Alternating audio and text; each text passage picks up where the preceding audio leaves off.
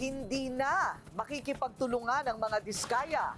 Matapos ang tatlong pagdinig ay kumalas na ang tinaguriang flood control royalty sa investigasyon ng ICI.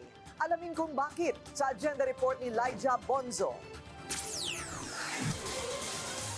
Upon the advice of their counsel, they invoked their right to self-incrimination and manifested that they will no longer cooperate with the investigation being conducted by the ICI.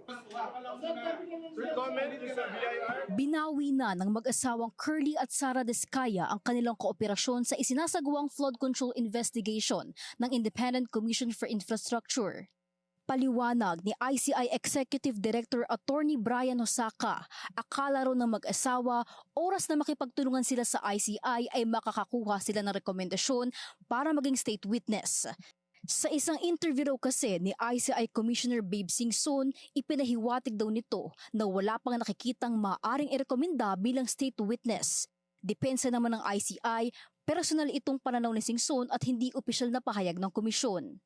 Our investigation tuloy-tuloy pa rin. Kung ano man ang mga nasabi nila, kung ano man ang mga nasabi ng mga ibang testigo will be sufficient enough for us to continue our investigation, build our cases, and file the necessary recommendations sa Ombudsman.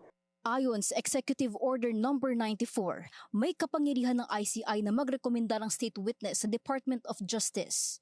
Ngayong araw ang pangatlong pagharap ng mga diskaya sa ICI. Una silang sumipot sa mga pagdinig noong September 30 at October 7. Paninigurado ng ICI, hindi naman daw nito mabubutasan ang ongoing investigation nila dahil sa kasalukuyan marami na raw ang lumalapit sa komisyon para tumestigo.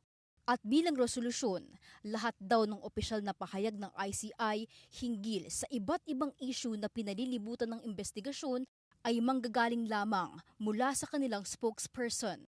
Bagaman kumulas na mula sa ICI ang tinaguriang King and Queen of Flood Control Scandal, lahat ng mga testimonya, affidavit at dokumento na ibinigay ng mga diskaya ay gagamitin pa rin doon ng komisyon sa kanilang mga investigasyon. Para sa agenda, Elijah Bonzo, Billionaire News Channel. Manatiling nakatutok sa Billionaire News Channel. Sumubaybay sa aming social media accounts at mag-subscribe sa aming YouTube channel para sa mga bago at eksklusibong balita.